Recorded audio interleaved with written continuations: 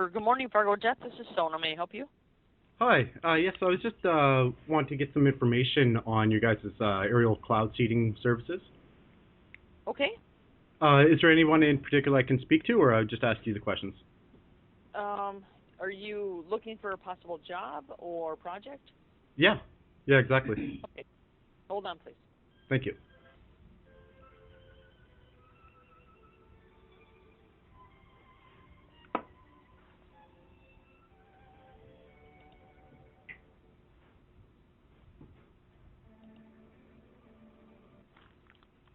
Hello, it's Hans. Hello, your name's Sam? No, my name is Hans. Hans. Oh, sorry about that. Hey, Hans, this is David calling. I was just doing some research on cloud seeding projects, and I just had a couple questions. Mm-hmm. All right, so I was just wondering, is there anything I can see, because I'm on your guys' website right now, is there any schedule that I can see, or like geographical, like any information that I can see when and where any cloud seeding projects are being done? Well, let's see. I guess it depends on. Right now, all the projects in the U.S. are kind of swapping. All the winter projects are ending, and the summer projects don't really start. There's a couple projects in Texas that have started, but we don't work down there right now. So our next project don't start until June. Are you guys, where are you guys operating right now? Do you guys operate all over the states, or are you guys only operating in a couple states? No, we're international, but it just depends on where there are projects at a time. In the wintertime, we've been working in California, Nevada, and Idaho, and Wyoming. Okay. And do you guys work in Canada at all? We do in the summertime, yeah. Oh, yeah? And where exactly do you guys usually operate? Calgary, Red Deer area. So, west? Yeah. All right. And is there any like specific information I can find on the tech behind your guys' cloud seeding, like chemicals used, or any patents or? Yeah, there's a fax link, frequently asked questions link, and then there's a couple of links to the Weather Modification Association, which has a very good fax brochure as well. Yeah, I've seen that. Yeah. Yeah, I mean, one of the big topics right now that I'm sure you're aware of is chemtrails and their possible relation to like geoengineering projects and stuff like that. And I think something that's happening is there's a lot of misidentification of the different technologies being used. So well, yeah, because chemtrails aren't real. So there's no weather modification programs that work in the upper atmosphere. Everything works where clouds are, which is down much lower below the troposphere. So. Okay, so well, yeah, one of the things I saw in the FAQ was that basically the work that you guys do, it isn't visible, really. Like, you wouldn't see a trail. It's being done, but it's being done basically in the cloud on a cloudy day, and it's not visible from the ground. Is that true? Exactly right, because I mean, you can't do any cloud seeding, and that's what weather modification really is working with individual clouds or small parts of storm systems for designated areas.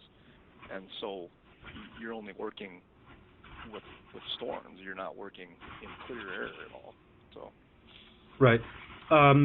So I mean, a lot of times, like, I've only started noticing the sort of chemtrail phenomenon in the last, probably really significant in the last couple of years. Before that, I've never really noticed it, but now I consistently see trails spanning the entire sky on specifically hazy days, and it does seem to fall in line with the idea of working with the cloud, because I don't normally see it on a clear day unless it's going across the sun, and it seems to be a few of them working in conjunction. Have you ever gone to like FlightAware or what's another site that shows all the airline traffic? Oh yeah, where it shows the live there's the another flights one going called across. flightinfo.com, which shows a good kind of a U.S. Oh no, that's not the one I was looking for. Would this show your guys' planes as well? If they're on an IFR flight plan, it will. Yeah. And what's that mean exactly? Like, if are you not always on those file when you file an instrument flight plan, which our airplanes are doing when they're flying in clouds or when they're going to fly in clouds, then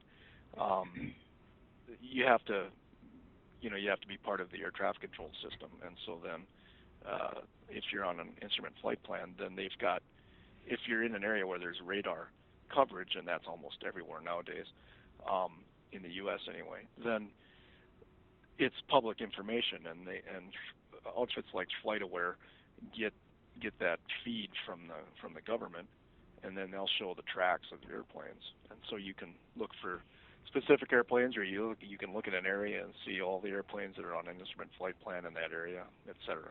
But every plane that's in the air might not necessarily be on that flight plan. Well, if it's a visual flight rule airplane, so it would have to be below 18,000 feet and in airspace that doesn't require an instrument flight plan. Anyway, some airspace like around big cities, say Minneapolis, Chicago, whatever, you have to be on a clearance already just to be there in that airspace. So even on a clear day, then you're on an instrument flight plan. But anything, if you're looking at contrails going overhead, those are jetliners, and those are 26 to 40,000 feet, and they have to be on an instrument flight plan. Okay.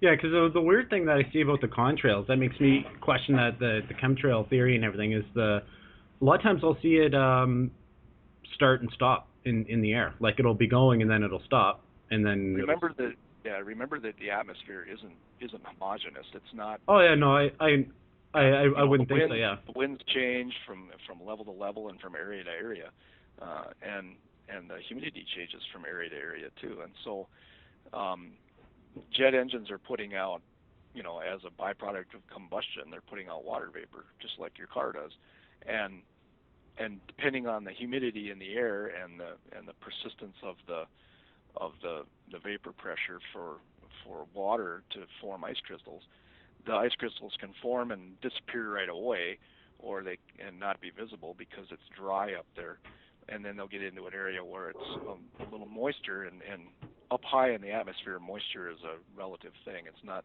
the humidity is nothing like it would be closer to the ground here. But when you throw water, into that atmosphere where it's very cold like that, if it's moist enough in the atmosphere, then it can persist, and so then you've got a contrail that you can see all the way across the sky. Right. And then depending on what the winds are doing, or if there are areas where it's not as moist because it's always moving around, they come and go. So that's just the way it is. What are your thoughts on? Would you say then that let's remove the term chemtrail and let's replace it with like a naturally extended contrail due to atmospheric conditions or however you would say it.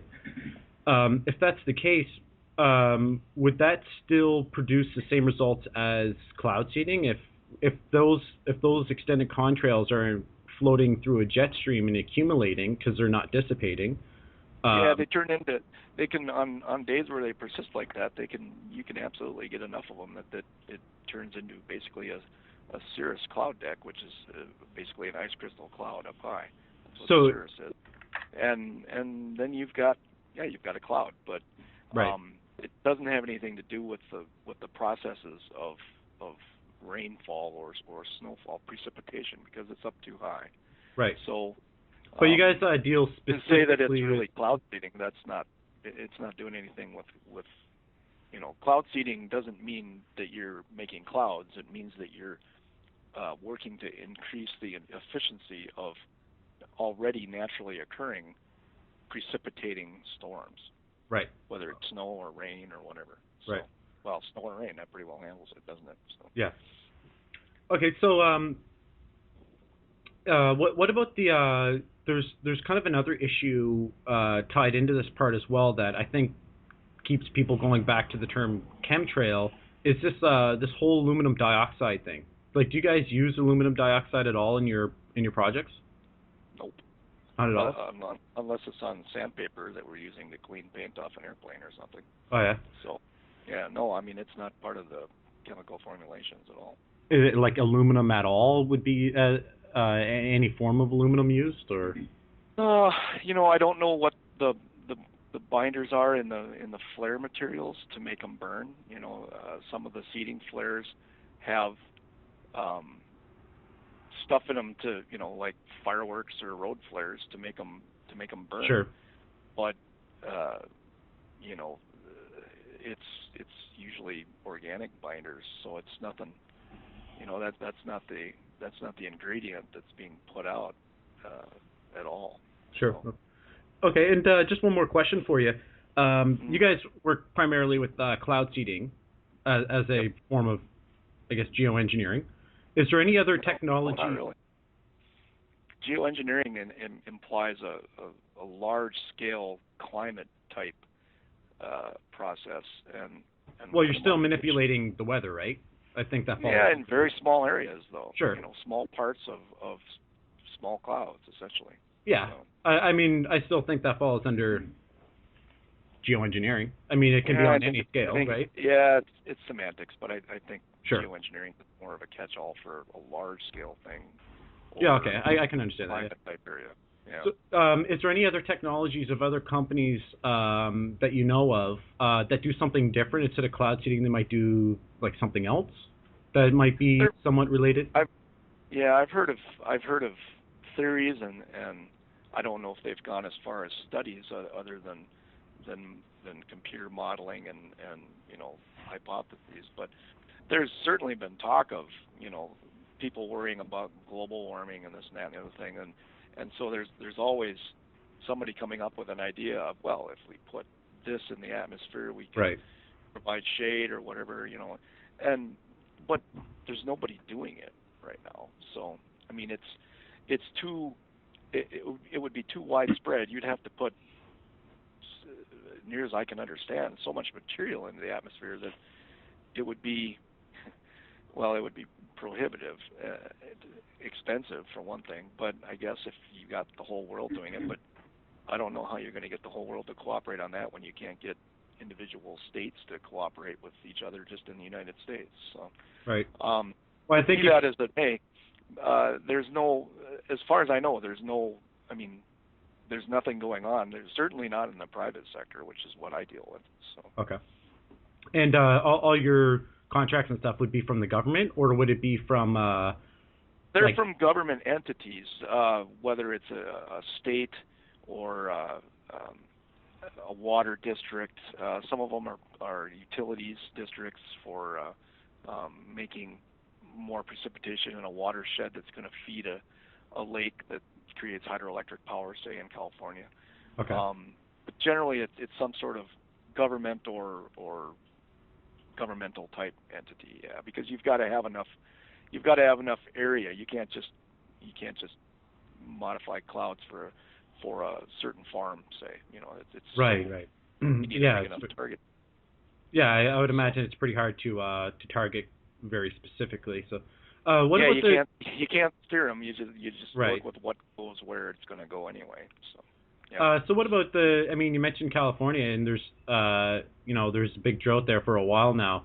Do you guys work with that at all to help try and build precipitation there? You mentioned working with like hydroelectric to produce power. What about to produce water? Yeah, we had 4 projects in California this winter, and what most of California's precipitation, a lot of their water starts out as snow in the mountains, and so they rely heavily on snow melt. Most mountainous areas do, because that's how the precipitation patterns work in mountainous areas. Right, melts in the spring. And they're not getting the winter storms, and so they're not getting the snowpack, and they're in about the 4th year of a pretty bad drought. And this was, I think, so far the driest year on record. So it was, and while we had airplanes out there, they didn't do a whole lot because there weren't. The whole idea of a drought is there's no storms. Right. So there's really nothing to seed. If there's no storms, then there's nothing to seed to try and make more out of that storm. So right. I see. That's the problem with a drought. Cloud seeding isn't a good drought busting tool because you make clouds, and you can't move clouds around at will. You can only work with what Mother Nature gives you and try and make it more efficient. And if Mother Nature isn't giving you anything, you're out of luck. Well, there's no shortage. I mean, I can see posts every day of clouds in California that are produced by contrails, though. So I would think that they can use. But those kind of clouds aren't going to precipitate. They're too high in the atmosphere. There's not enough water in them. While they look like, they're thick and everything up high, they're not low enough in the atmosphere to be precipitating type of cloud. It's the whole wrong kind of thing. Okay, so. I see. All right, just two more quick questions for you. I won't keep you. Did you ever hear the term solar radiation management? I can guess what it is. I mean, sort of a global warming kind of.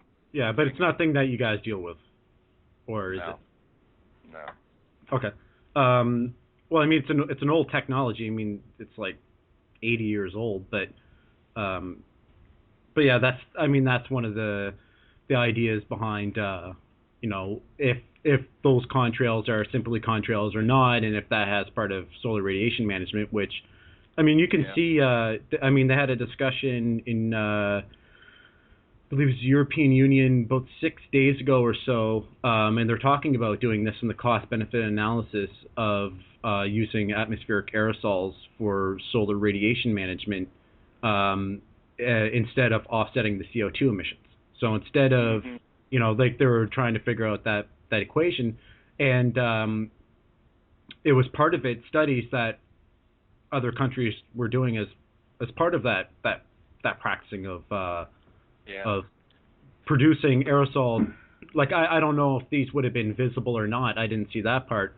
I didn't mention that, but about specifically spraying the atmosphere with aerosols to reflect solar radiation. But all right. So the other question was HAARP. Do you ever hear about HAARP? You guys? I mean, I don't think it would have anything to do with you guys, but does it?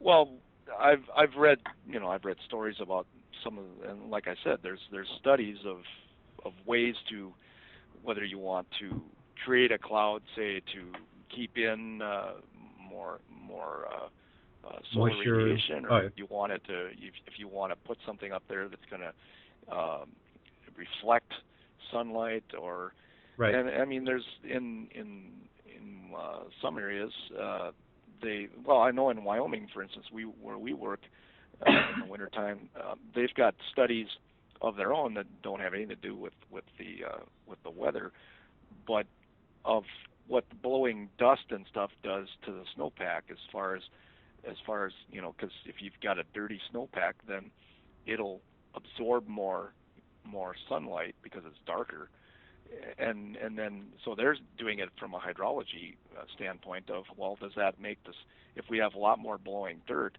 does that darker snowpack in the mountains make the snow melt faster, and does that affect where their stream flow is, the timing of it, and how long it lasts? And so there's a lot to do with HAARP? Yeah. Well, no, with dirt. So with blowing dirt, and if you've got a dark snowpack from all the dirt landing on the snow, because if you've ever been to Wyoming, the wind blows like hell there all the time, and they've got a lot of dirty areas because it's sort of a desert-like state.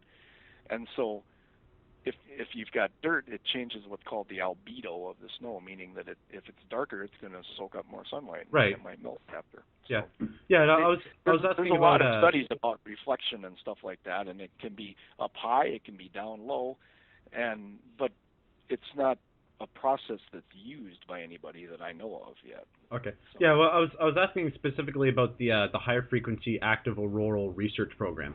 Oh, that. Yeah. As far as I know, that was a communications thing, and it, also, as far as I know, it's not running right now. So. Well, I know they have more than just the one in the States that I forget where that is that they usually reference, but there's I think it's Alaska, but I guess they have a bunch of them now. But yeah, it's definitely more than communication. I mean, by their own patents, they show a lot of uses for it that are interesting, and a lot of them do have to tie in with atmospheric aerosols in order to work. Yeah, well, and that's in the realm of science studies, and it's right. Nothing trickled down to our work yet. So. Okay. And just one more quick question. How many planes do you guys usually have up at most at a time? Like on average, I guess. Well, we have 20 airplanes that we use on projects, but they're not all busy at one time. We had 6 airplanes working this winter, but again, only when there's a storm that's workable. So okay. the 6 airplanes this winter flew an average of probably maybe 40 hours of operations, which isn't really a lot over, say, a 5-month period. So. Okay. All right. So that gives me a lot of perspective. I really appreciate your time. I appreciate the answers. And I hope you have a good day. Thanks very much. Okay. You too. Bye-bye. All right. Bye.